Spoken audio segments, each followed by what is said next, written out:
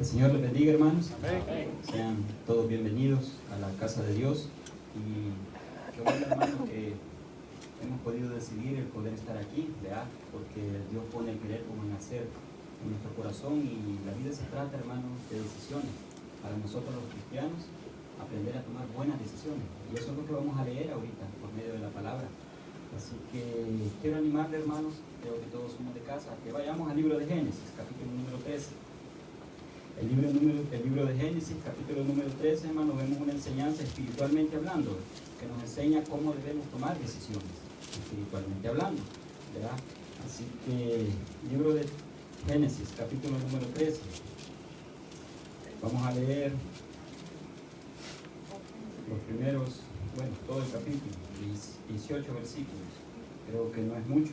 Esto es para poder llevar los hermanos a la adoración al Señor, a saber a lo que venimos, ¿verdad? A adorar al Señor y a escudriñar las Escrituras y aprender más de ellas, porque los tiempos son malos, hermanos, y necesitamos definitivamente creer más en lo que la Escritura dice y aprender a decidir personalmente hablando, ¿verdad?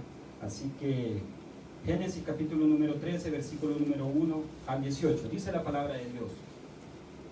Versículo número 1, hermano, dice: subió pues Abraham de Egipto hacia el Nehuet, él y su mujer, con todo lo que tenía, y con el Lot. Está hablando de Abraham y Lot. Y del versículo número 2 al versículo número 6, hermano, la palabra de Dios nos enseña que ellos tenían posesiones, materialmente hablando. Y dice el versículo número 2: y Abraham era riquísimo en ganado, en plata y en oro, y volvió por sus jornadas desde el Nehuet hacia Betel, hasta el lugar donde había estado antes su tienda, entre Betel y ahí, al lugar del altar que había hecho allí antes, e invocó allí Abraham el nombre de Jehová. También Lot, que andaba con Abraham, tenía ovejas, vacas y tiendas, y la tierra no era suficiente para que habitasen juntos, pues sus posesiones eran muchas y no podían morar en un mismo lugar. Ahora, hermanos, vemos de lo que es del versículo número 7 al versículo número 9 hay una advertencia, y una advertencia donde nosotros debemos aprender a prestar atención, porque son las decisiones que nosotros tomamos que nos hacen a veces ir mal, hermanos. Y hubo contienda entre los pastores del ganado de Abraham y los pastores del ganado de Lot, y el cananeo y el fereceo habitaban entonces en la tierra. Entonces Abraham dijo a Lot: no hay ahora altercado entre nosotros, entre mis pastores y los tuyos. Y viene el consejo, porque somos hermanos. Y hace una pregunta en el versículo 9: ¿no está toda la tierra delante de ti? Yo te ruego que te apartes de mí. Si fueres a la mano izquierda, yo iré a la derecha, y si tú a la derecha, yo iré a la izquierda. Vemos la mala decisión de Lot, hermanos. Y alzó Lot sus ojos y vio toda la llanura del Jordán, que toda ella era de riego, como el huerto de Jehová, como la tierra de Egipto en la dirección de Zoar, antes que destruyese Jehová a Sodoma y a Gomorra. Entonces Lot escogió para sí toda la llanura del Jordán, y se fue Lot hacia el oriente y se apartó el uno del otro. Abraham acampó en la tierra de Canaán, en tanto que Lot habitó en las ciudades de las llanuras y fue poniendo sus tiendas hasta Sodoma. Y hay una descripción de Sodoma, hermano, cómo era. Versículo número 13: mas los hombres de Sodoma eran malos y pecadores contra Jehová en gran manera. Y Jehová dijo a Abraham, después que Lot se apartó de él: alza ahora tus ojos y mira desde el lugar donde está hacia el norte, el sur, y al oriente y al occidente, porque toda la tierra que ves la daré a ti y a tu descendencia para siempre. Y haré tu descendencia como el polvo de la tierra, que si alguno puede contar el polvo de la tierra, también tu descendencia será contada. Levántate, ve por la tierra a lo largo de ella y a su ancho, porque a ti la daré. Abraham pues, removiendo su tienda, vino y moró en Encinar de Manred, que está en Hebrón y edificó ahí altar a Jehová. Que el Señor bendiga su palabra, hermano. Precioso, hermano, que hemos podido decidir el poder estar aquí este día, ¿verdad? Para gloria y honra de nuestro Señor. Así que vamos a orar, hermanos, y después de esto voy a dejar el tiempo con los hermanos de la alabanza. Orémosle al Señor, hermanos. Señor y Padre nuestro, que estás en los cielos, santificado sea tu nombre, Señor. Gracias, Padre, porque una vez más, Padre, tú nos has concedido el privilegio, Padre, de poderlo reunir para poder cantar, para escuchar, Señor, esa predicación confrontativa, Señor, que nos hace ver, Señor, lo malo que somos, Padre. Ante los ojos de la Escritura, Padre, somos malos, Padre. Ayúdanos, Padre, nada más a poder hacer, Señor, lo que tú, Señor, nos has mandado en tu palabra, Padre. Ayúdanos, Padre, a entender, Señor. Ayúdanos a comprender, Señor. Ayúdanos a ser sabios en nuestra manera de andar, Padre. Ayúdanos a ser apartados del mal, Señor. Que seas tú, Señor, cuidando de cada uno de los que estamos aquí, Padre. Que nos ayude, Señor, a poder poner atención, Señor, a tu palabra. Ayúdanos a cantar, Padre. Porque a eso hemos venido, Señor. A cantar y a escuchar tu palabra, Señor. No hay nada más hermoso, Señor, que comenzar este día domingo, Señor, estar en tu casa, Señor. El lugar que tú has proveído, Padre, para poderlo reunir, Señor. Muchos hermanos, Señor, alrededor del mundo no tienen esta oportunidad de reunirse libremente, Señor. Y nosotros tenemos este gran privilegio, Señor, de reunirnos, Padre. Usa a los hermanos de la alabanza, Señor. Usa al predicador, Señor, de esta mañana, Señor. Y que todos, Señor, salgamos edificados por medio de tu palabra, Señor, porque lo único atractivo aquí eres tú, Padre. La persona de nuestro Señor Jesucristo, Señor.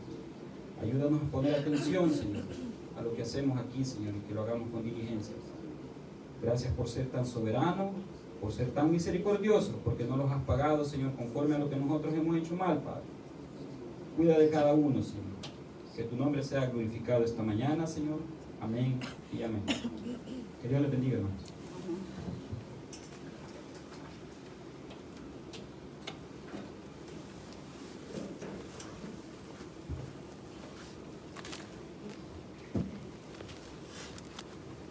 Hermanos, que el Señor les bendiga, hermanos. Gloria a Dios. Vamos a cantarle en esta mañana porque, como dice el hermano, la misericordia y el favor de Dios han estado sobre cada uno de nosotros, hermanos, y nos ha sostenido hasta este día. Cómo no hemos de alabarle y glorificarle a nuestro Dios. Así que vamos a comenzar con el himno número 294, hermanos. Cantemos con alegría, con gozo, porque sabemos que no lo hacemos para nosotros, sino que lo hacemos para nuestro Señor Jesucristo. Así que le cantamos y le decimos: cuán profundo es tu amor.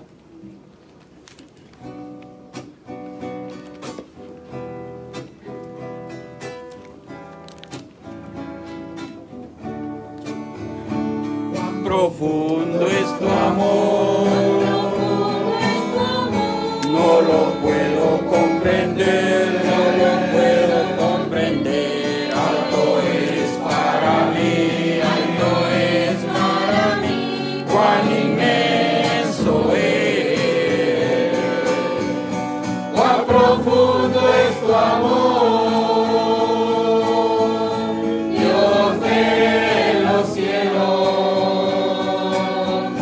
más profundo que el mar, es tu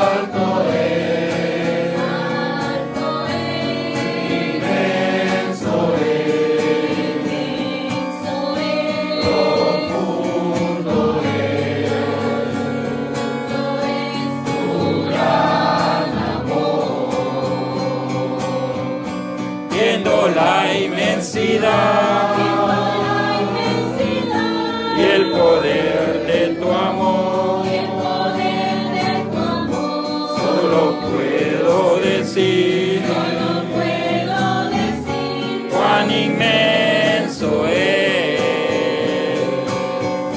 cuán profundo es tu amor, Dios de los cielos, más profundo que el mar,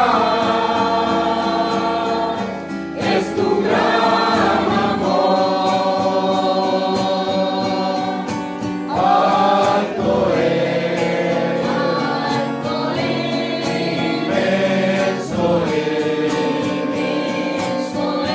profundo es, tu gran amor. Amén, hermanos. Es maravilloso cantarle a nuestro Dios, hermanos, en todo momento, en medio de la aflicción, de la necesidad, y saber que Él nos escucha. Así que, hermanos, busquemos el himno número 32. Vamos a cantarle cuán grande es Él.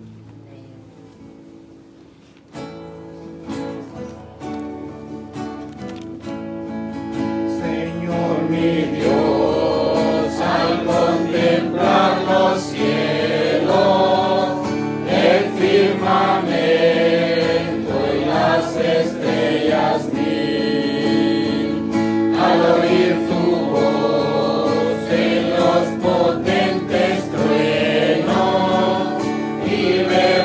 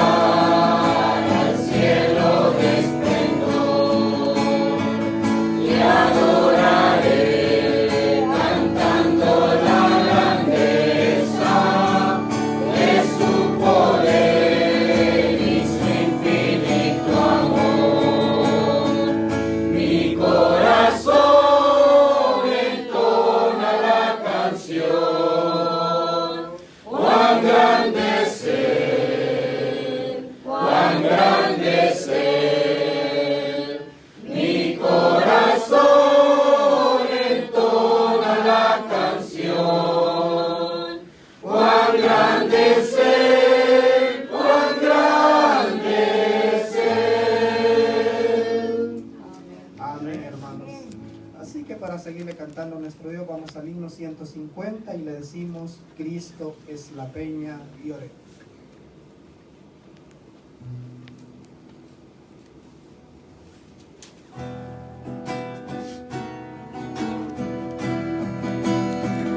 Cristo es la peña de Oré que está brotando, agua de vida saludable para ti.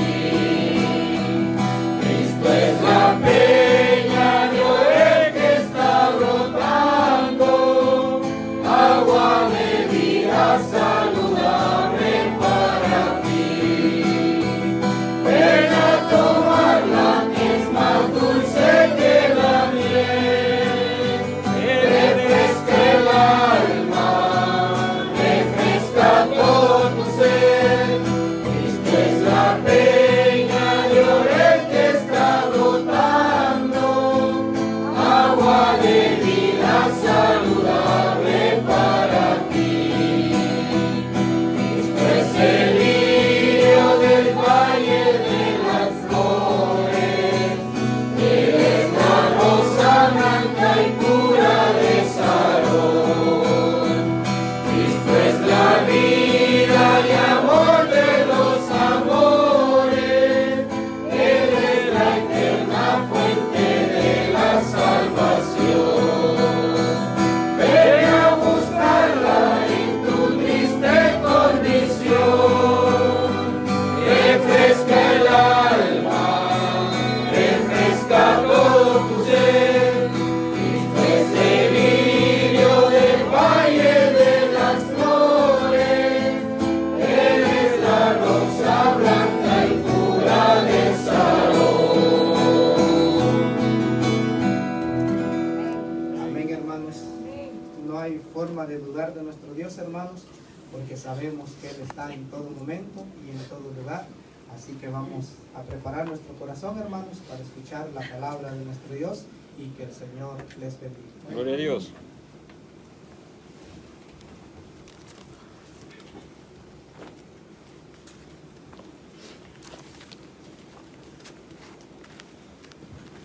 Vamos a ir a Mateo capítulo 16 esta mañana, hermanos. Mateo capítulo 16. Como dije el domingo pasado, íbamos a comenzar a estudiar un nuevo tema. Y esta mañana quiero que podamos comenzarlo. Sabemos que estamos entrando al mes de diciembre, ya casi termina noviembre, diciembre, el mes que se celebra el mundo, la iglesia, el mundo a su manera, el mundo religioso también, lo que se llama el nacimiento de nuestro Señor Jesucristo. No sabemos cuándo nació, no se sabe en qué mes fue, no se sabe el día. La tradición lo ha llevado a este mes y a un día en particular, 25 de diciembre. Nosotros los latinos, o la mayoría de centroamericanos, latinoamericanos, lo celebramos el 24. Y con este tema vamos a ir viendo lo importante de esto. No es saber exactamente el día y tampoco hacer lo que el mundo está haciendo, sino lo que la Biblia nos enseña que esto significa o debe significar para nosotros. Antes de comenzar el tema, quiero leer una parte de un comentario con respecto a esto, del puritano John Flavel, que lo escribió en 1630. Y él dice acerca de Jesucristo, acerca de la doctrina de Cristo, dice: no hay doctrina más excelente ni más necesaria de predicar y de estudiar que la doctrina de Jesucristo y el crucificado. Cualquier otro conocimiento, por más magnificado que sea por el mundo, es y debe ser considerado como basura en comparación con la excelencia del conocimiento de Jesucristo, en quien están escondidos todos los tesoros de la sabiduría y el conocimiento. Y él dice: a Eudoso, un matemático, filósofo y matemático griego, dice él, a Eudoso le impresionaba tanto la gloria del sol que pensaba que había nacido solo para contemplarlo. Con más razón debe el cristiano considerarse nacido solo para contemplar y deleitarse en la gloria del Señor Jesús. Amén. Hermosa expresión, ¿verdad? De lo que John Flavel, el puritano, gran pastor y teólogo puritano John Flavel, escribió acerca de esta doctrina. Ahora, con esto en mente, quiero que podamos esta mañana comenzar. Lo que veremos esta mañana será como una introducción a lo que vamos a estar los domingos que vienen, comenzando desde ahora, llegando al momento de lo que fue su nacimiento, la razón, su crucifixión y todo lo que Cristo hizo. Vamos a Mateo 16, el versículo 13 al 17. Mateo 16, versículo 13 al 17. ¿Lo tiene? Vamos a orar. Padre, buen Dios, soberano, infinito, inmutable su ser. Esta mañana, Señor, estamos aquí nuevamente delante de su presencia. Ahí está usted en su trono. A su diestra está lo más amado para usted, el Hijo de su complacencia, aquel que fue su deleite por toda la eternidad, y que en esa obediencia a usted y en amor a nosotros vino a este mundo a nacer, crecer, obrar, sufrir, morir y resucitar. Señor, en su misericordia, en su infinita misericordia, enséñenos a nosotros, ayúdenos a poder entender su santa palabra. Y si en su voluntad está, Señor, en instruirnos para saber lo correcto, lo que su palabra enseña, tenga misericordia de nosotros y permítanos aprender. Permítanos entender esa gran verdad. Que no seamos, Señor, como el mundo, que celebran algo que no conocen, que aprovechan este tiempo que viene, Señor, para sus propios deleites, caprichos, ambiciones, deseos, concupiscencias. Pero usted puede obrar en nuestras mentes, en nuestros corazones, para hacernos entender el verdadero significado de la primera Navidad. Lo que significó para usted, lo que significó para su Hijo Jesucristo, lo que significó para el Espíritu Santo, lo que significó para los ángeles y lo que debe significar ahora para nosotros. Ayúdenos, Señor, ayúdeme a mí a poder enseñar esto tan difícil que poder enseñar. Ayúdanos a aprender, Señor, este misterio. El apóstol Pablo dijo, grande es el misterio de la piedad. Ayúdanos a entender, Señor, estos misterios. Están, Señor, en su palabra para nuestro bienestar. Que sea Cristo guiándonos, el Espíritu Santo convenciéndonos a toda verdad y a toda justicia. En el nombre de Jesús. Amén y amén. El versículo 13 dice, viniendo Jesús a la región de Cesarea de Filipo, preguntó a sus discípulos, diciendo, ¿quién dicen los hombres que es el Hijo del Hombre?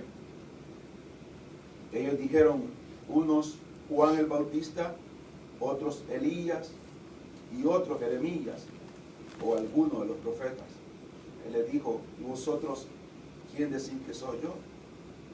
Respondiendo Simón, Pedro dijo, tú eres el Cristo, el Hijo del Dios viviente. Entonces le respondió Jesús, bienaventurado eres, Simón, hijo de Jonás, porque no te lo reveló carne ni sangre, sino mi Padre que está en los cielos. Amén. Pueden tomar asiento.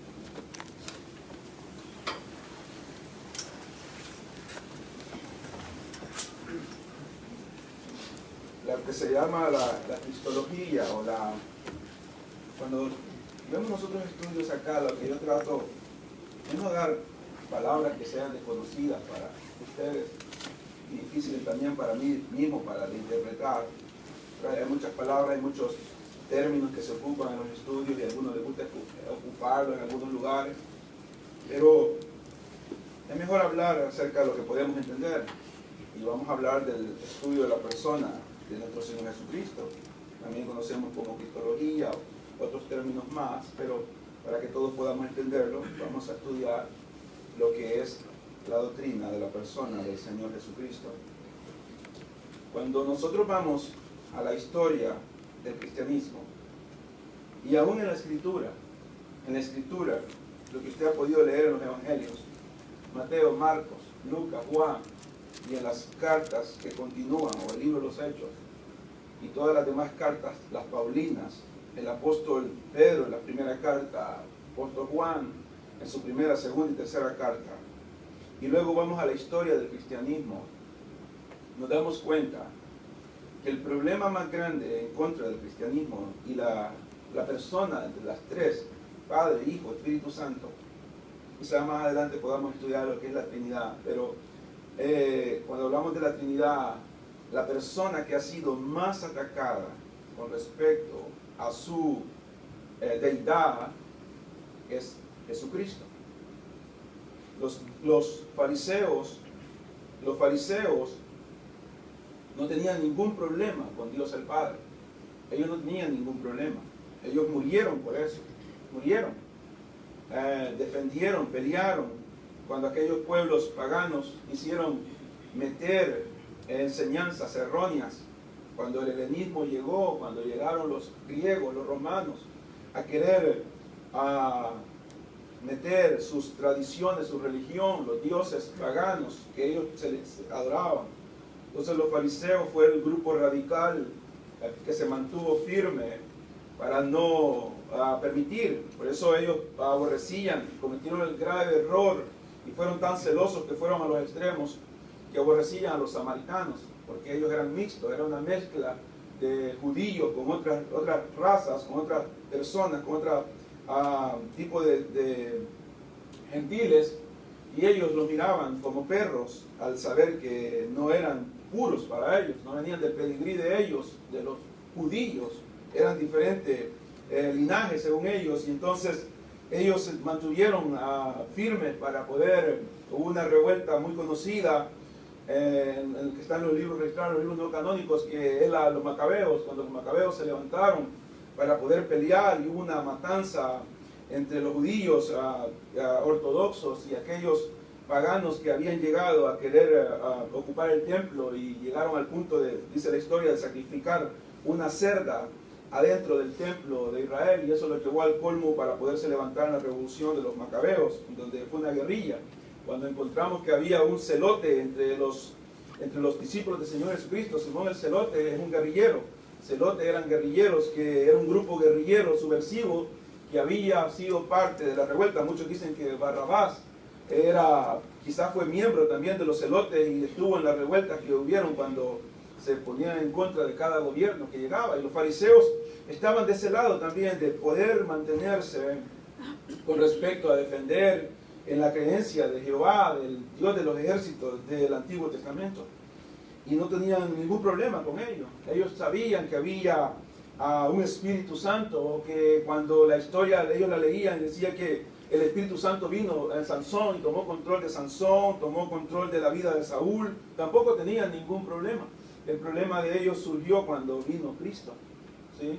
Cuando Cristo viene y aparece en la escena, y no tienen ningún problema con él al comienzo, cuando tiene 12 años, están con la boca abierta escuchándole hablar en el templo, y no quieren que se vaya. La mamá María llega, José llega a buscarlo, y ellos están impresionados de que Jesucristo a sus 12 años está hablando de una sabiduría que no era una sabiduría terrenal, normal, con la que él estaba hablando. Pero el problema comenzó cuando él comienza a declarar quién es él, verdaderamente quién es él.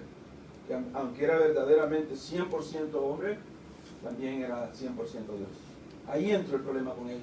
Y desde ahí comenzaron a agarrar piedras, a quererlo matar, y comenzaron a quererlo despeñar. Dice que estaba en una altura y querían empujarlo para tirarlo, y querían tomaban medidas, planes, planificaban los momentos, y no dice la Escritura que todavía no lo mataban porque no había llegado su hora, había una hora establecida por Dios, pero ellos querían asesinarlo. ¿Por qué?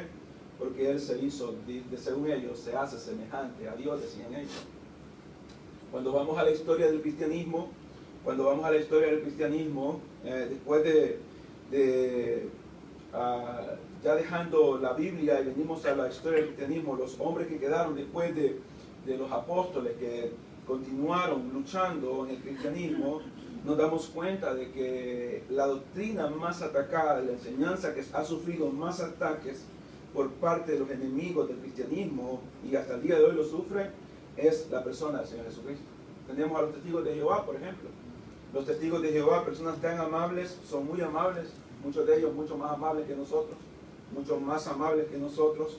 Los mormones, personas muy amables, muy educados, muy respetuosos, y andan ahí de casa en casa tocando la puerta, llamando, buscando, andan ahí en las paradas de buses con rótulos, trabajan más que nosotros en su trabajo que tienen que hacer con respecto a según lo que ellos están enseñando, pero ellos están en contra de Cristo. Ellos no aman a Cristo como ellos dicen, no lo aman a su manera. Ellos lo ven como un ser creado, ¿sí? Lo ven como un ser creado. Para los testigos de Jehová, Jesucristo es un ser creado. Para los mormones, Jesucristo es un ser creado también. Y entonces significa que están en contra de lo que es la doctrina tan esencial para la vida cristiana como lo es Jesucristo, Dios hombre. Dios hombre. La ciencia, lo que se conoce como ciencia cristiana, también está en contra de lo que es Jesucristo, lo que es también el budismo, el islam, todas las religiones están en contra de lo que es el cristianismo. También podemos ver lo que el mundo está, la mayoría del mundo también ven a Jesucristo como un ser moral que es digno de imitar, como una persona digna de imitar, que hizo mucho bien en este mundo, pero no aceptan de que Él sea el eterno Dios. Y esto, hermanos, miren, esto, cuando nosotros nos interesamos por la historia del cristianismo, nos lleva a ver que por qué los hombres y mujeres fueron quemados, fueron ahorcados, fueron quemados, fueron comidos por los animales.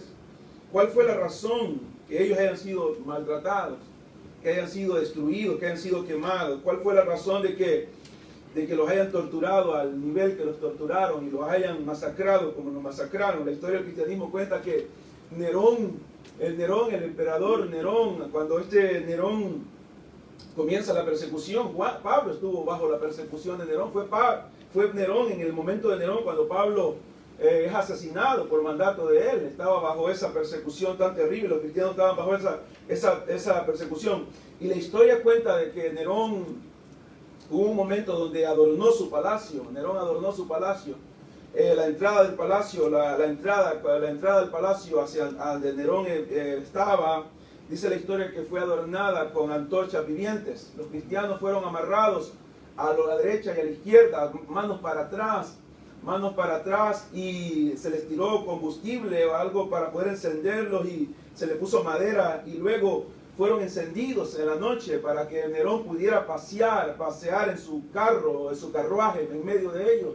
Y que era lo que más le molestaba, dice la historia con respecto a esto, es de que los cristianos cantaban en ese momento. Cuando Nerón iba pasando, ellos estaban llorando, pero estaban cantando, porque Nerón quería escuchar algo. Nerón quería escuchar. El problema de aquel hombre enemigo de Israel en la historia de Esther, de Naamán, el problema de este hombre era el enojo de él, y la amargura de él era una. ¿Cuál era el enojo y la amargura de él? Él tenía todo lo que quería, dinero, poder, era el segundo después del rey, pero había algo que le enojaba, y era que Mardoqueo no se arrodillaba delante de él. Él llegaba a la casa y se enojaba y le decía a su esposa: todo está bien, el único problema que yo tengo es que ese judío Mardoqueo no me honra. Y era el dolor de él. Y la mujer le da el plan, como siempre las mujeres, dando planes que no están buenos, le da el plan y le dice: bueno, tú eres el segundo, hay que ahorcarlo. Y lo ahorcaron a él donde tenía que ahorcar a Mardoqueo. Ese era el problema de Nerón también. Nerón estaba ahí Y lo que Nerón quería escuchar de los cristianos para no quemarlos era: tú eres Señor y Dios. Eso es lo que él buscaba. Que cuando los soldados, los centuriones, los servidores de Nerón entraban, ellos decían: salve César, salve, decían a los emperadores. Era una adoración a él, lo ponía en un nivel. Él era Dios para ellos, con D minúscula, era Dios. Y cuando ellos lo miraban, todos se postraban delante de él y levantaban: salve César. Y a todos los Césares, a los emperadores, era una adoración. Pero como estaba un pueblo, y mayormente estaba la iglesia que estaba ahí, ya los judíos estaban en contra de la iglesia también, y Cristo había sido quitado, la iglesia estaba ahí, el Espíritu Santo había tomado control de la iglesia, y dicen, ahí en el libro de los Hechos, dicen: hay unos que están acá, dice el libro de los Hechos, que le han dado vuelta a todo el mundo, lo han transformado con su enseñanza, y ese era aquel grupo de cristianos. Y entonces Nerón quería que le dijeran: tú eres Señor y Dios. Pero había un problema para con eso, que solamente había un Señor y Dios para los cristianos, y ese era Jesucristo.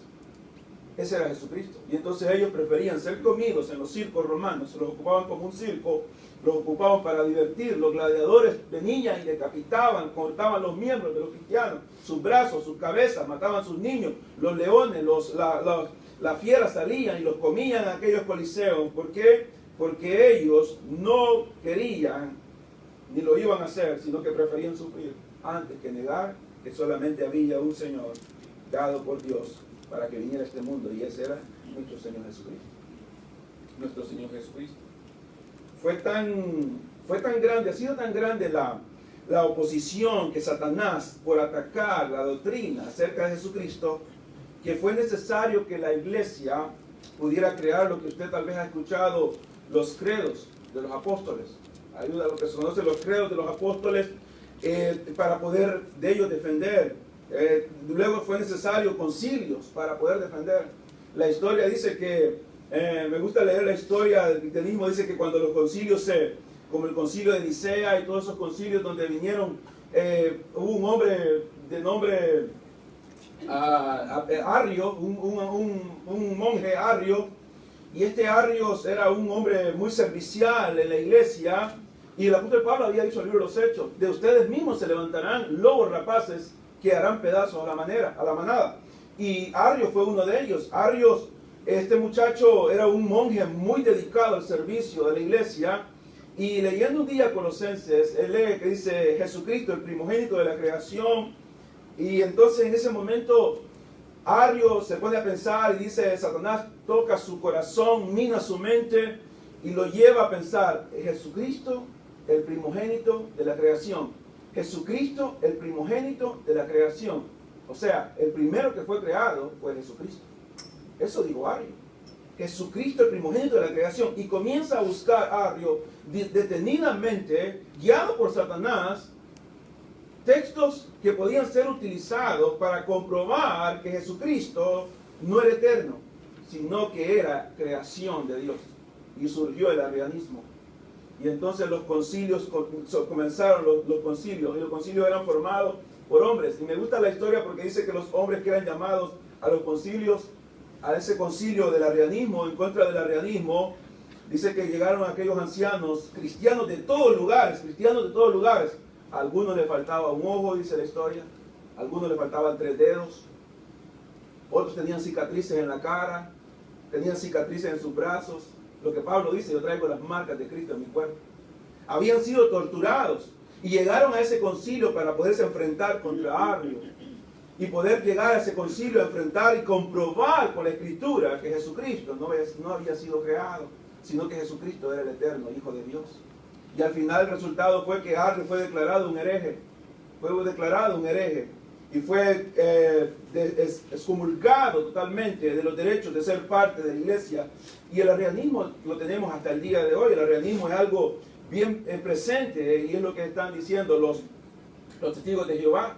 Pero no solamente hay credos y concilios, sino que también hubieron algunas confesiones muy importantes que fueron escritas para poder defender esto que nosotros ahora vamos a ver. Yo tengo aquí la confesión de Westminster de 1647, muy buena, recomendada. Si usted un día la quiere comprar, puede comprarla, muy barata.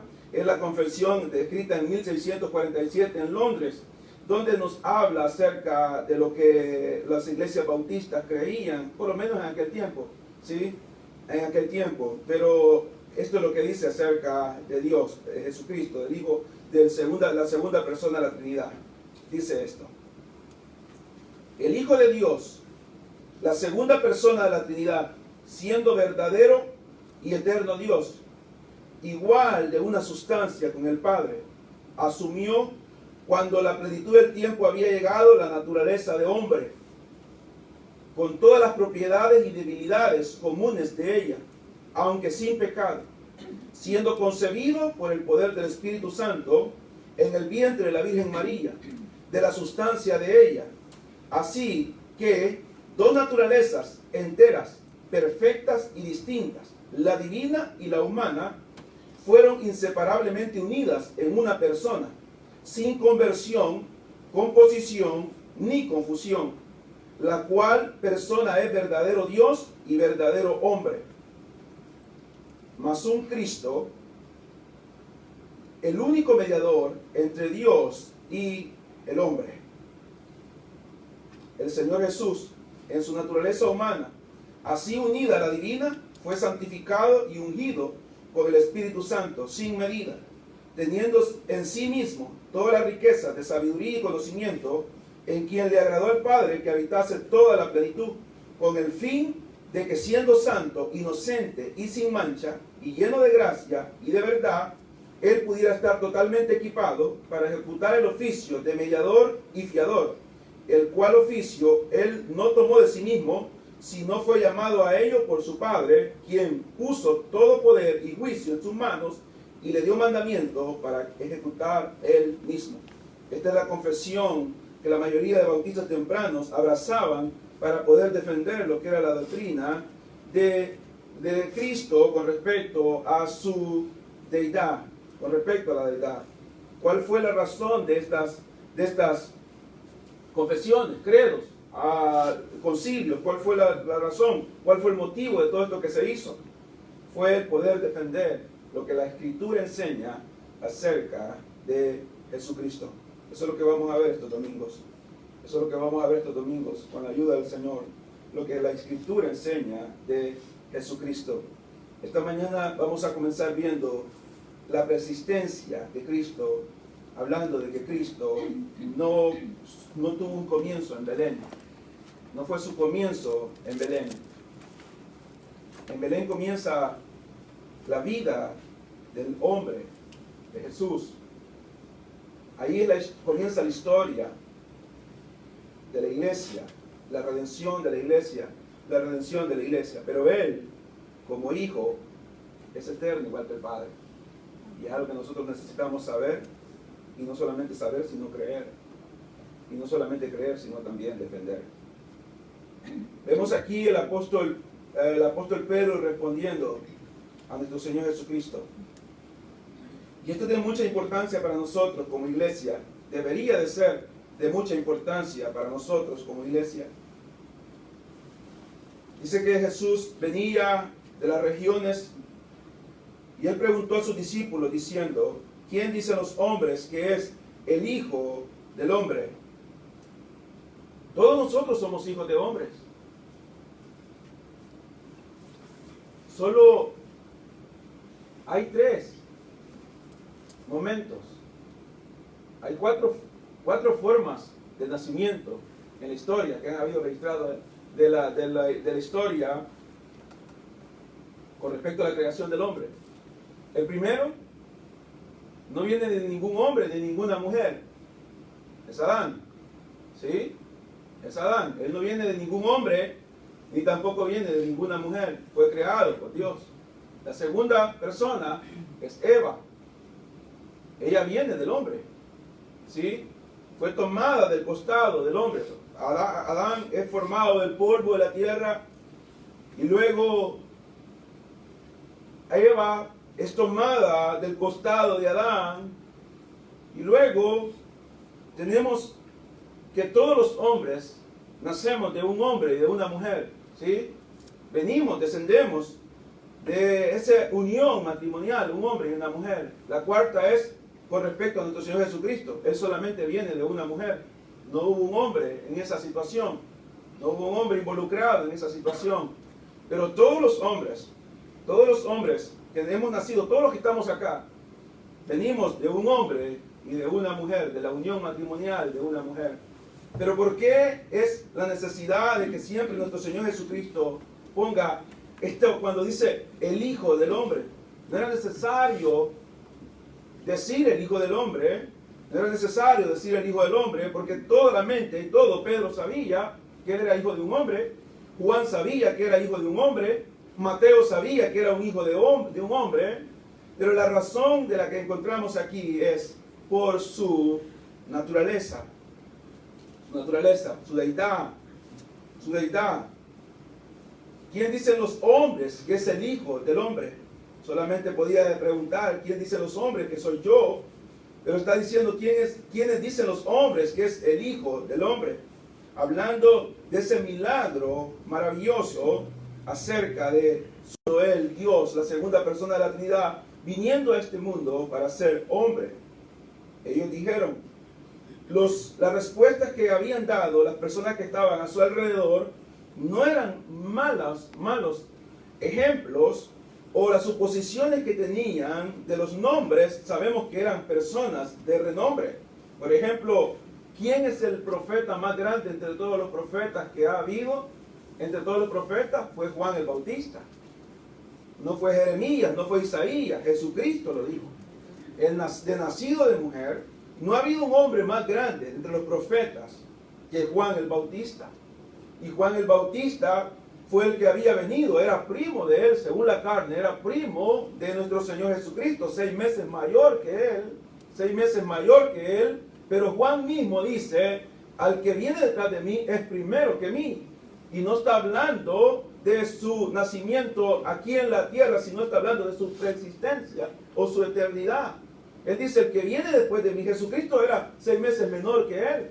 Cuando tenía 6 meses de embarazada Elizabeth, el ángel Gabriel llega donde María y le da la noticia y le dice, vas a tener un hijo y llamarás su nombre Jesús. Y ella comienza a preguntar, pero ¿cómo será esto? Soy virgen, nunca me he acostado con un hombre, no he tenido una relación con un hombre, estaba desposada, tenía un noviazgo formal, serio, pero no había habido un contacto, era virgen. Y él le dice, tu pariente Elizabeth tendrá también un hijo. Este es su 6º mes, tenía 6 meses cuando esto sucede. Entonces Juan el Bautista era 6 meses mayor que nuestro Señor Jesucristo, pero en esta tierra, pero con respecto a su preexistencia, él dice, pero él es primero que mí. Él es primero que mí porque él es de arriba y yo soy de aquí abajo, dice Juan el Bautista. Y entonces encontramos lo que la gente decía. Bueno, unos dicen Juan el Bautista, el gran predicador, que su ministerio duró aproximadamente 6 meses solamente, después perdió su cabeza por la forma de predicar que traía, y luego dicen ellos, bueno, otros dicen que eres Elías. ¿Quién no quisiera ser como Elías?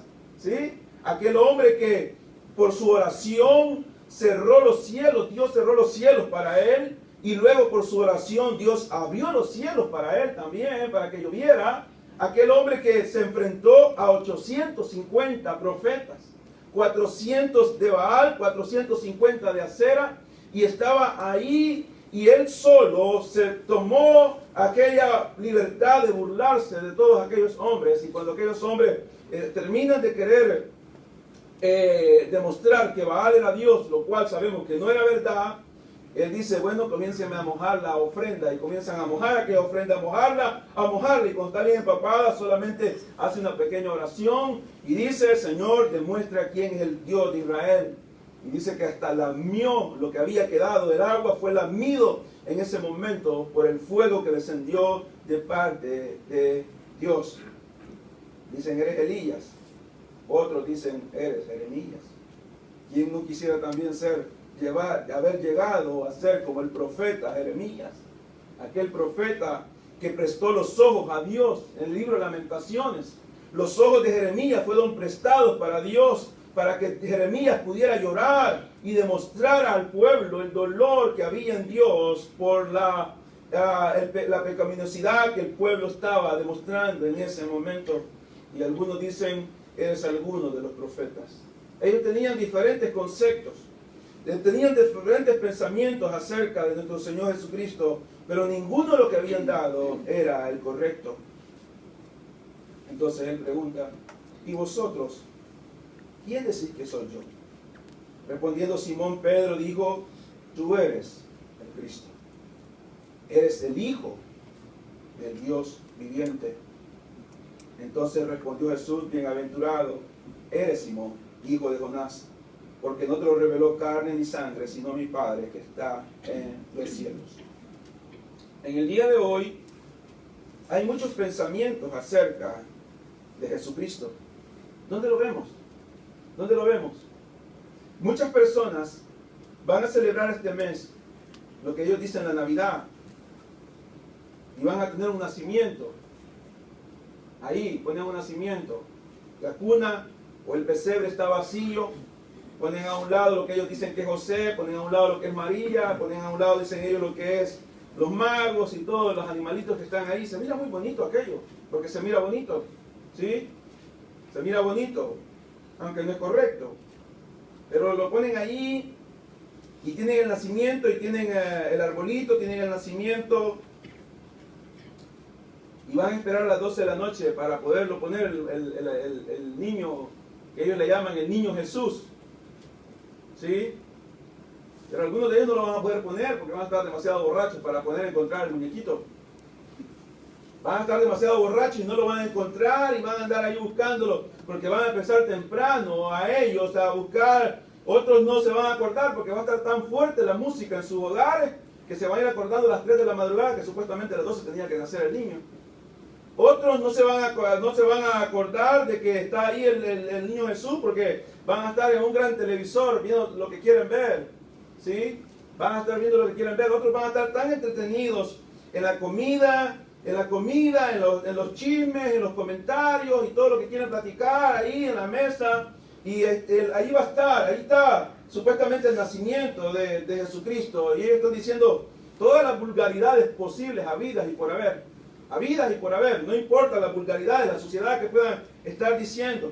Va a estar el niño Jesús ahí supuestamente en el nacimiento y van a estarse tomando su fotografía, lo que se dice los selfies y todo, poniendo así para poder poner de su propio físico, su propia, no es ni el propio de ellos, sino que le ponen como un 100% de filtro, ¿verdad? No se conoce a la persona que es, pero ellos van a poner ahí lo que ellos y supuestamente están celebrando, que Jesús ha nacido ese día, ¿sí? La mayoría de personas van a aprovechar para poder comprar todo lo que ellos quieren, las ofertas y andar de un lado para otro, porque quieren comprar, quieren viajar, quieren tener vacaciones, le llaman fines de semana, unos van de vacaciones a los estados, van a otros lugares, unos quieren ir a Nueva York a ver la supuestamente bola y es su sueño ir a ver aquella bola que está allá y todo, andar caminando en Nueva York, en aquel lugar y quieren irse de vacaciones y todo esto, todo lo que he mencionado, todo no tiene nada que ver con el nacimiento de Cristo. Entonces, por lo menos ellos pensaban que Jesucristo era Juan el Bautista. Por lo menos ellos pensaban que Jesucristo era Jeremías. Por lo menos pensaban que Jesucristo era Elías. Pero la cristiandad de este momento, la mayoría de nosotros no sabemos nada, ni quién es Jesucristo, ni nos importa pensar quién es Jesucristo. ¿Sí? ¿Quién es Jesucristo? Y entonces estamos celebrando algo, si es que lo estamos celebrando, algo que nosotros no sabemos ni entendemos. ¿Sí? Algo que no sabemos ni entendemos. Se va a hacer un medio drama. Ahí el 24 de nacimiento, unos cuantos van a pegar una llorada de mentira y van a decir que fue que nació y todo. Van a poner el más bobo allá vestido de Santa Claus para que esté dando regalos y dulces. Lo van a meter con un traje allá para que esté dando regalos y dulces a la entrada de la iglesia, para que los niños estén contentos. Y luego de todo eso, terminó la noche, continuamos con lo otro.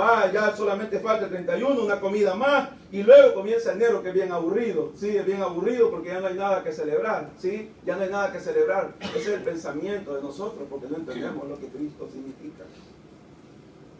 O debería significar para nosotros. Pedro se le llamó bienaventurado, porque no respondió por él mismo. Respondió de parte del Espíritu Santo. el Espíritu Santo le puso al apóstol Pedro en su corazón, en su mente y en su boca.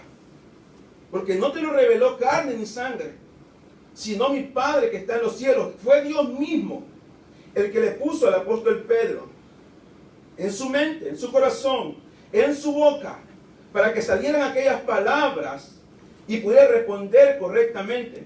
Tú eres el Hijo de Dios. Tú eres el Cordero que fue prometido desde antes de la fundación del mundo. El que fue prometido en el momento de la caída del hombre. Veamos Génesis, por ejemplo, 3. Esto se conoce como el primer evangelio. Génesis capítulo 3 se conoce como el primer evangelio. Génesis capítulo 3, versículo 14, porque encontramos aquí la promesa del nacimiento de nuestro Señor Jesucristo.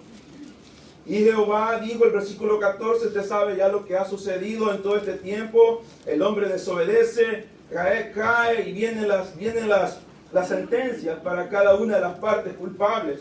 Y Jehová Dios dijo a la serpiente, por cuanto esto hiciste, maldita serás entre todas las bestias y entre todos los animales del campo. Sobre tu pecho andarás y polvo comerás los días de tu vida. Aquí está hablando del animal, en este momento. Y pondré enemistad entre ti. Aquí va hablando con Satanás. En este momento está hablando con respecto a Satanás, a quien había utilizado la serpiente y la mujer, entre tu simiente y la simiente suya. Esta te herirá en la cabeza y tú le herirás en el calcañar.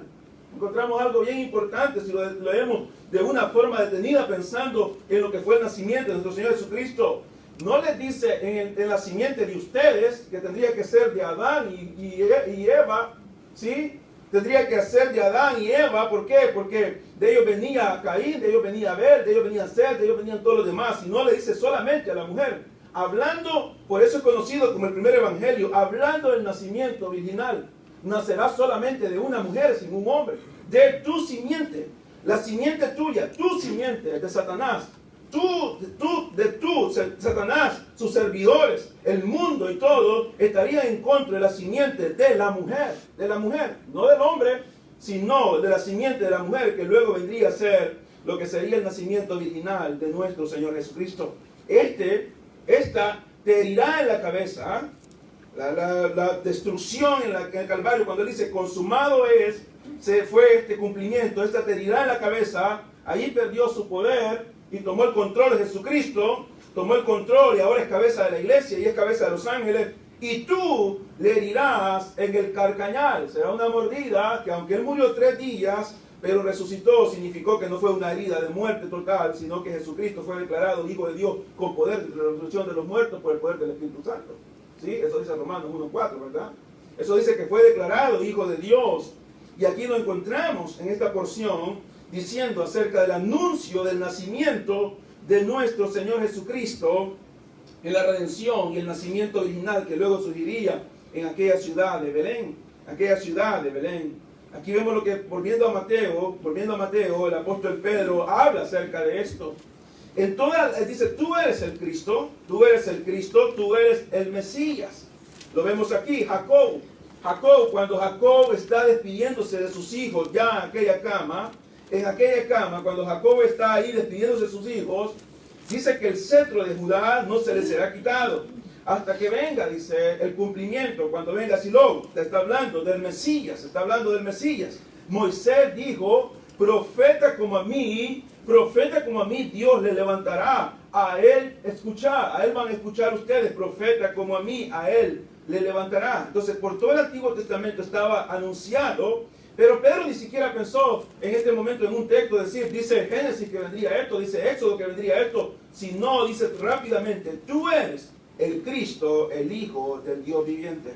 Todo lo que Pedro había visto, todo lo que había escuchado, los milagros, las conversiones de ellos mismos, sus cambios de vida, sus cambios su cambio de personalidad, todo lo que habían experimentado, los milagros que habían recibido, fue suficiente para creer aquello que él dice, tú eres más que Juan el Bautista, tú eres más que Jeremías, tú eres más que Elías, tú eres más que Moisés, tú eres más que Abraham, tú eres más que cualquiera uno de los hombres que ha existido, Tú eres el unigénito Hijo de Dios. Tú eres Cristo.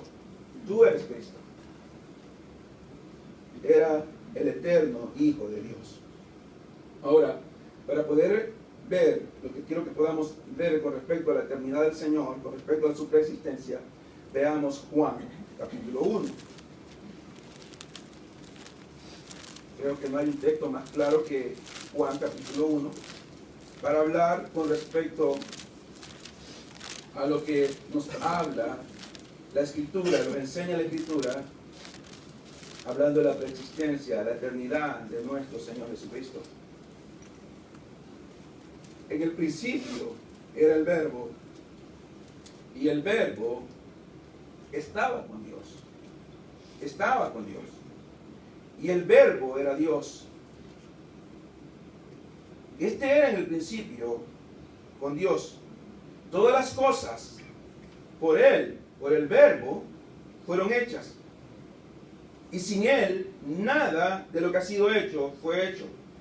En Él estaba la vida. Y la vida era la luz de los hombres. Aquí encontramos la gran verdad acerca de la preexistencia de nuestro Señor Jesucristo. Aquí es donde nosotros encontramos lo que muchos niegan, y lo que muchos no quieren aceptar, y lo que muchos no quieren creer, y lo que están en contra de la deidad de Cristo. Nos dice, Juan nos dice que en el principio era el Verbo. Si lo leyéramos para que podamos entenderlo, dijéramos, en el principio era Cristo, y Cristo estaba con Dios, y Cristo era Dios. Cristo era en el principio con Dios, y todas las cosas fueron hechas, y todas las cosas por Cristo fueron hechas, y sin Cristo nada de lo que ha sido hecho fue hecho. En Cristo estaba la vida, y la vida era la luz de los hombres. Todo lo que hay después de bajo Dios, el Dios Trino, hablando del Dios Trino, todo ha sido creado, todo. Los ángeles han sido creados, los hombres han sido creados, los animales han sido creados, lo que vemos, sol, luna, todo, lo que se conoce como el ejército del cielo, ha sido creado. Pero cuando hablamos de nuestro Señor Jesucristo, no podemos aceptar ni creer lo que los enemigos del cristianismo dicen acerca de Él. Él ha existido por toda la eternidad. Él es el alfa y el omega. Él es el principio y el fin. Fuera de Él no hay nada que haya sido antes que Él ni después de Él. Con respecto a creación, al final cuando la historia termine, cuando todo esto sea completado, lo que hemos leído en Apocalipsis, todo está encerrado en Él. Él está diciendo acá, cuando Génesis nos narra ese momento maravilloso de la creación, encontramos en ese momento de la creación que el Señor dice que el Espíritu de Dios se movía sobre la faz de las aguas, y había tiniebla, estaba desordenada, estaba vacía. Algunos estudiosos dicen que la tierra estaba desordenada y vacía porque cuando Satanás fue tirado a la tierra, el Señor dijo, yo lo vi caer como un rayo. Lo vi caer como un rayo. Dicen algunos teólogos que fue tan grande el golpe recibido cuando Satanás cayó con sus demonios a la tierra, que la tierra quedó de una forma desordenada. Eso es lo que dicen ellos. Yo pienso que quizás cuando habla de desordenada y vacía, no está hablando de desorden como nosotros pensamos, ¿verdad? O pensemos un rato en los cuartos de nosotros para que pensemos en el desorden que hay en los cuartos. No está hablando de ese desorden, sino que está hablando, no estaba en el orden correcto. Y estaba vacía en el sentido que no había la creación que tenía. Pero cuando comienza aquella creación, dice que el Espíritu de Dios se movía sobre la faz de las aguas. Y entonces comienza una conversación ahí. Una conversación íntima, donde dice el Padre, hagamos. ¿Sí? Está hablando ahí lo que nosotros conocemos como Elohim. Está hablando plural, Dios. Los judíos saben esto cuando habla de plural. Está hablando ahí, hagamos. ¿Con quién está hablando él diciéndole hagamos? Tiene un arquitecto a su lado. Y él lo está diciendo aquí Juan, todas las cosas por él fueron hechas. Dios el Padre tuvo una idea. Dios el Padre tuvo una idea. Y esa idea fue complacida por su Hijo Jesucristo. Él quería formar una creación. Él quería ordenar un mundo, ordenar esta tierra y hacer lo que fue hecho en 6 días. Pero quien estaba haciendo todo, complaciendo, por eso es que él dice, es el Hijo de mi complacencia. Porque todo lo que fue creado, todo, en aquel momento, lo está diciendo aquí Juan y también Colosenses, no tenemos tiempo, pero Colosenses lo dice también que todo fue creado por él, para él, todo fue creado por él. ¿Quién lo estaba haciendo ahí? No existían en ese momento humanidad, no sabemos en ese momento... sabemos que no había humanidad, todavía no habían animales, no habían árboles, no habían peces, no había nada de lo que ahora hay. Y Dios el Padre tiene la idea y es complacido por su Hijo Jesucristo al llevar a cabo la creación de todo lo que existía en ese momento. No sé cuántos millones van a invertir, dicen, para poder hacer una colonia en Marte. ¿Sí? Dicen que quieren... tal vez ha visto la noticia de ustedes que van a invertir ahorita no sé cuántos billones de dólares para poder hacer una colonia donde las personas puedan sobrevivir en Marte y quieren comenzar a viajar para allá y el que quiera comprar su lote dicen que ya está bienvenido para que comience a ver en internet ahí en qué parte puede buscar y es lo que ellos están haciendo. Corea del Norte creo que fue Corea del Sur la que ha hecho un sol artificial y lo hace unos meses atrás lo encendieron, creo que estuvo encendido 2 minutos, no sé cuántos millones de dólares gastaron para que pudiera estar encendido solamente 2 minutos, después de 2 minutos se acabó el combustible y se apagó, pero ellos lo han hecho un sol artificial porque dicen ellos de que, aunque son ateos que no creen en Dios, quizás piensan que saben que en verdad que un día el sol se va a apagar y entonces están preparándose de antemano y están diciendo ahí que van a hacer un sol artificial, está la máquina, abren el techo, alumbran y sale el sol allá y los va a calentar a todos ellos, pero solamente pudieron tenerlo prendido 2 minutos, pero dicen ellos que más adelante van a hacer que pueda estar, imagínense, 2 minutos, lo necesitamos nosotros como 10 horas diarias, ¿sí? ¿Quién hizo ese sol? Él no necesitó combustible, no necesitó planos, solamente dijo que el sol fuera hecho y fue hecho. Y él dijo que lo hiciera Jesucristo. Eso es lo que está diciendo la Escritura acá, ¿sí? ¿Lo entiende? ¿Lo entiende?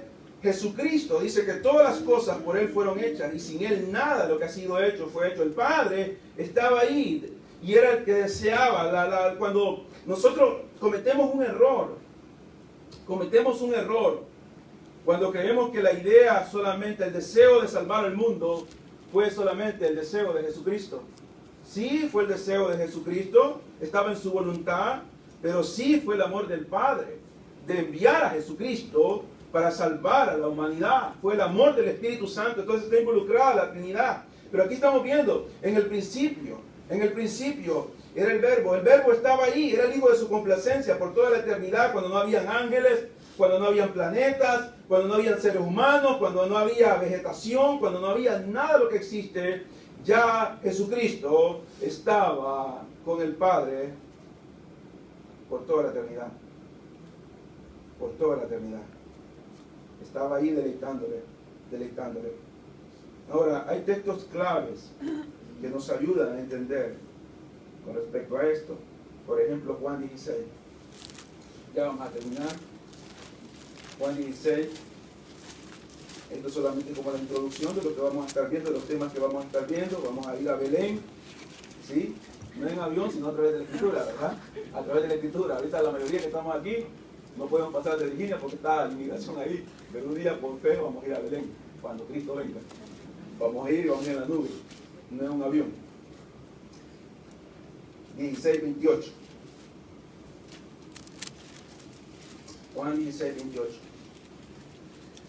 Salí del Padre y he venido al mundo. Otra vez dejo el mundo y voy al Padre. Esto fue lo que le ocasionó, los problemas que le ocasionó a nuestro Señor. El hecho de decir, no era una mentira, era verdad. Ellos lo miraban como una mentira, aquel hombre, aquel sumo sacerdote en su último, en el resto del Señor, y está ahí, se rompe los vestidos. Dinos claramente, dice, si tú eres Cristo, si eres el Mesías. Y en el momento que Cristo lo acepta, él rompe y dice, ¿qué más testimonio necesitamos? Y todo el mundo comienza a decir, crucifíquele, crucifíquele, hay que crucificarle. ¿Por qué? Por el hecho de lo que estamos leyendo acá, salí del Padre, vino de Dios, y he venido al mundo. No dijo he nacido en el mundo, sino he venido al mundo. ¿Sí? Todos nacemos en el mundo, pero nadie venimos de otro mundo, ¿sí? Dicen que hay extraterrestres, vienen y que los han visto. La NASA dice que hay unos seres que los miran y miran una luciérnaga que pasó y le toman una foto y dicen que viene otro ser de otro planeta. Pero todos nosotros hemos nacido en este mundo. Y él nació en este mundo, pero dice, he venido. ¿De qué está hablando con respecto a he venido a este mundo? Viene de otro lugar. Y no venía de otro planeta. Viene del cielo. Viene de su hogar eterno. Entonces él dice, he venido, salí del Padre y he venido al mundo. Otra vez, dejo el mundo y voy al Padre. Por eso ese salmo maravilloso, Salmo 24, no lo puedo leer porque se me rompió esa hoja. Me la rompieron estos niños, pero tampoco me lo puedo de memoria. Pero el Salmo 24, cabal en la parte está roto, el versículo 7, si ustedes lo pueden ver ahí, el versículo 7, no estoy mintiendo, miren, me lo rompió Isaías, así que por eso lo bueno de aprenderse la Biblia, porque cuando ya no la tengamos, podemos meditar en lo que hemos leído. Pero el Salmo 24, el versículo 7, usted lo puede ver ahí lo que dice, el versículo 7 en adelante, se le habla a las puertas, las puertas eternas. ¿Y qué es lo que dice ahí? Dice que para que entre el Rey de Gloria, y pregunta, ¿quién es este Rey de Gloria? Y en ese momento dice, Jehová de los ejércitos. Cuando nosotros leemos en la Escritura, el Jehová del Antiguo Testamento, rápidamente pensamos en alguien diferente a Jesucristo. ¿Sí? Y ahí donde surgió otra herejía de Marción, porque este hereje dijo, el Dios del Antiguo Testamento era un Dios airado y enojado, que solamente quería vengar, que mataba niños, mataba mujeres embarazadas, pero el Dios del Nuevo Testamento es un Dios de amor, son dos dioses diferentes, dijo él. Y eso no es algo desconocido para el día de hoy, es lo que nosotros lo escuchamos de una forma indirecta. Pero usted lo que escucha por ejemplo, Joel Osteen, por ejemplo, predica el marcionismo. Solamente amor, amor, amor. Y con su sonrisita que le llega hasta acá, de lado, hasta aquí le llega la sonrisita que se ha hecho con la cirugía, y aquella carita bien aceitadita, amor, amor, amor, amor, marcionismo.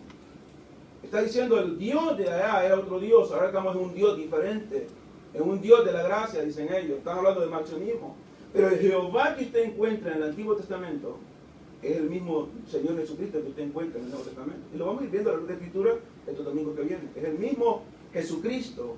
Aquel que David tiembla cuando lo mira con la espada desenvainada en la montaña y va a destruir, y pone la espada contra Jerusalén para destruirla completamente. Y David en ese momento cae y dice, estos van a morir si yo fui el culpable. Es el mismo Jesucristo del Nuevo Testamento.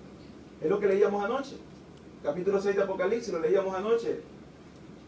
Cúbranos piedras, cúbranos peñas, cúbranos cuevas. ¿Por qué? Guárdenos de la ira del que está sentado en el trono y de la ira del Cordero. ¿Sí? Entonces aquí el Salmo 24 es lo que pasó en el momento de la ascensión, cuando el libro de los Hechos, aquellos apóstoles están viendo hacia arriba y están ahí viendo los discípulos y aquellos ángeles llegan y dicen, ya dejen de ver porque el que han visto irse, así mismo volverá.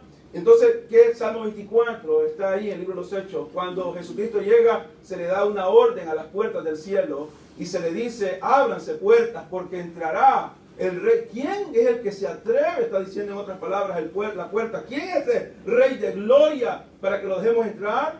Y dice Jehová de los ejércitos, el valiente, aquel que había dicho, consumado es, con toda valentía, en la cruz del Calvario. 22 de Salmos dice, todos los de Basán me han rodeado, perros están alrededor de mí y quieren destruirme, pero no por eso bajó su cabeza, sino que valientemente se enfrentó a Satanás, a la muerte, a los demonios, a los romanos, a los judíos, a todos sus enemigos, y termina diciendo, consumado es, en tus manos entrego mi espíritu. Ya después de haber resucitado al tercer día y después de haber presentado por 40 días a los discípulos, es hora de irse. Y cuando va entrando en aquella, no va en una nube, las nubes le cubrieron, va entrando, es hora que las puertas se vuelvan a abrir. Por 33 años la silla estuvo sola, nadie pudo ocupar esa silla. La silla de la derecha del Padre estuvo sola, porque su Hijo había regresado. Las puertas tienen que abrirse. ¿Para quién? Para que entre el Rey de Gloria. ¿Quién es ese Rey de Gloria?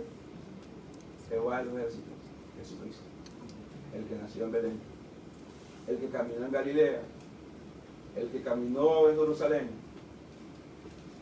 el que murió en el Gólgota, el que aquella piedra lo quiso detener, aquellos soldados lo quisieron detener, aquel sello lo quiso detener, los lienzos quisieron detenerlo, la muerte lo quiso detener, Satanás lo quiso detener, los demonios lo quisieron detener. Hubo fiesta seguramente en el infierno el primer día, el segundo día, el tercer día la fiesta se arruinó.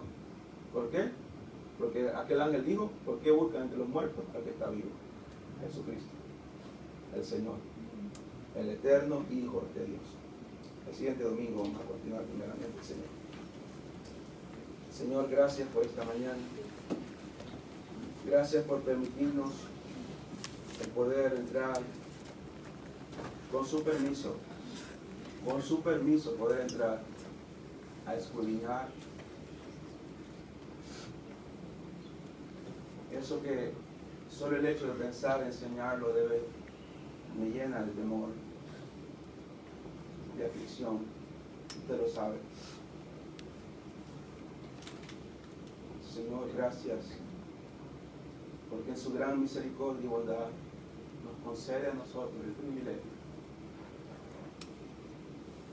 de poder estudiar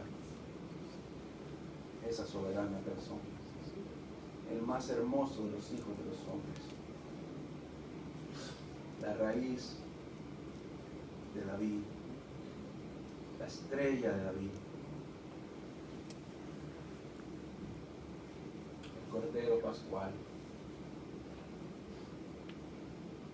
el Príncipe de paz, el Padre eterno, el Consejero, el Dios fuerte, Dios con nosotros, el Salvador. Ayúdenos, Señor, que esta semana podamos comenzar a querer ver por medio de su palabra quién es Él. Que en nuestros hogares podamos tomarnos el tiempo, que podamos explicarle a nuestros hijos, Señor, cuál es la razón por la cual nosotros celebramos, cuál es el motivo verdadero, qué significó la primera Navidad, qué significó y qué significa para nosotros el saber que un día el Eterno, perfecto, se haya venido a ser hombre por nosotros. Ayúdanos, Señor. Ayúdanos. En su nombre oramos, Jesucristo. Amén y amén.